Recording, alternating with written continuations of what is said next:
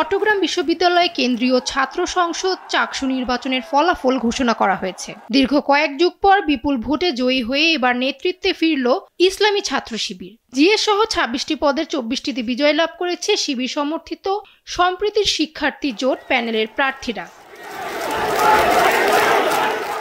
১৬ October ভোর ৫টার দিকে ১৪টি হল ও একটি হোস্টেলের ফলাফল ঘোষণা করা হয়। প্রধান নির্বাচন কমিশনার অধ্যাপক মনির উদ্দিন আনুষ্ঠানিকভাবে নির্বাচনের ফলাফল ঘোষণা করেন। এবারের চাকসুর ভিপি হচ্ছেন শিবির সমর্থিত প্যানেলের ইব্রাহিম হোসেন রনি এবং জিএস হচ্ছেন সাইদ বিন হাবিব। অন্যদিকে এজিএস হচ্ছেন ছাত্রদল সমর্থিত প্রার্থী আইয়ুবুর রহমান তৌফিক।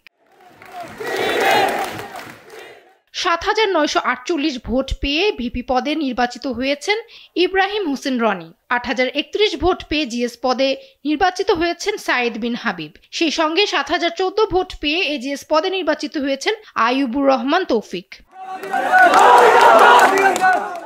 সম্প্রীতির শিক্ষার্থী জোট প্যানেল থেকে অন্যান্য বিজয়ী প্রার্থীরা হলেন দপ্তর সম্পাদক আব্দুল্লাহ আল নোমান, সহ দপ্তর জান্নাতুল আদন নুসরাত, খেলাধুলা ও ক্রীড়া ও সহক্রীড়া সম্পাদক মোহাম্মদ শাওন, সহক্রীড়া তামান্না মাহবুব প্রীতি, সাহিত্য ও সংস্কৃতি বিষয়ক সম্পাদক হারেজ মাতব্বর, সহসাহিত্য ও সংস্কৃতি বিষয়ক সম্পাদক জিহাদ আহনাফ, ছাত্রী কল্যাণ সম্পাদক মাহিমা আক্তার দীপা, সহছাত্রী কল্যাণ সম্পাদক জান্নাতুল ফেরদৌস রিতা, বিজ্ঞান ও প্রযুক্তি বিষয়ক সম্পাদক মোহাম্মদ মাহবুবুর রহমান, সহযোগাযোগ ও প্রযুক্তির তানভীর আঞ্জুক শোভন।